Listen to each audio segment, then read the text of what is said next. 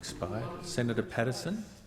Thank you, Mr Deputy President, and I am very pleased to rise to speak on this issue because I am from the generation that struggles with this issue. A phrase was used before, Generation Rent. I am Generation Rent. My wife and I are currently saving up to buy our first home, saving our deposit. We know how hard it is. We know the challenges that young people in Australia are facing in the housing market. But the reality is that those opposite have absolutely no answers and no understanding of the real causes of housing unaffordability. All of the international evidence shows that the most powerful thing that you can do to improve housing affordability is to increase the supply of land. This is not an issue which is a recent issue. This is not an issue which only Australia faces. This is a widely studied issue. And there are reports put out each year that look at all the different factors that affect housing affordability. And every time they conclude that jurisdictions which have an easy supply of land, an open supply of land, and less restrictive planning restrictions on what you can do on that land are also the jurisdictions that have the most affordable housing. It's not a coincidence that Australia, with some of the worst land release policies in the world and the most restrictive planning regulations on what you can do on that land, has some of the least affordable housing in the world. But of course, that is not something which is in the control of the federal government.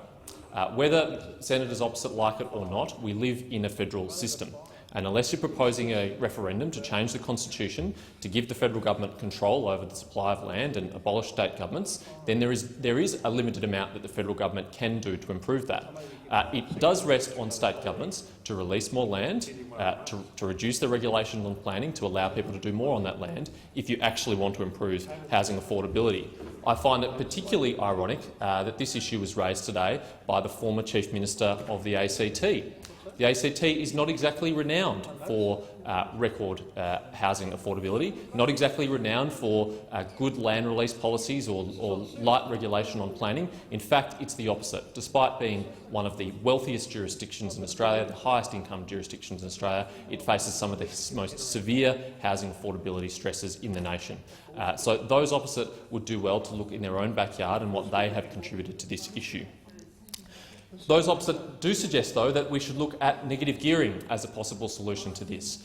This is just an absolute fallacy of economics. In which other market would we try and control the demand to improve the price? If we had an issue of the affordability of bread, would we put a tax on bread to make it more affordable, or would we look at measures to increase the supply of bread to make it more affordable?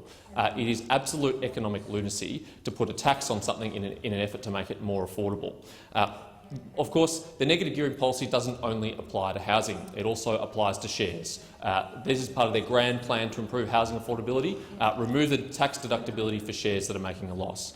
This is the kind of harebrained economic thinking that is going on in the Labor Party at the moment. Of course, capital gains tax is widely renowned around the world as one of the least efficient forms of raising revenue.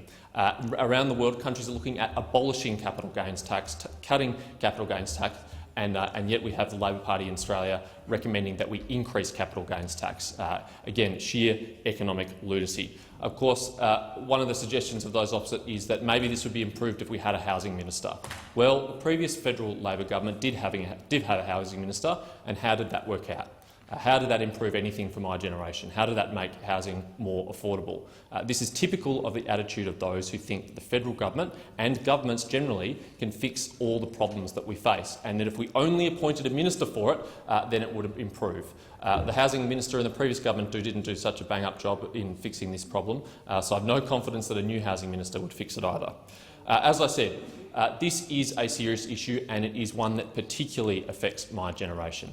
But this is an issue that will be solved at the state level by state governments releasing more land and reducing the regulations on planning so that people can do more on their land. The best way to solve any affordability problem is to increase supply. And in a federal system of government, that's the responsibility of our states and our local councils. The solution to this issue is not higher and increased taxes. It is not fiddling with negative gearing, which the Prime Minister has very eloquently described as the greatest assault on economic freedom in his lifetime. It's certainly the greatest assault on economic freedom in my lifetime. This is a measure which is used by largely middle and low-income people to improve their lives, to invest, to pass on wealth to their children, and I don't think that is something that should be closed off to them. And I'm very proud to be part of a government that is defending those who want to invest in housing and improve the wealth of their families. Thank you very much.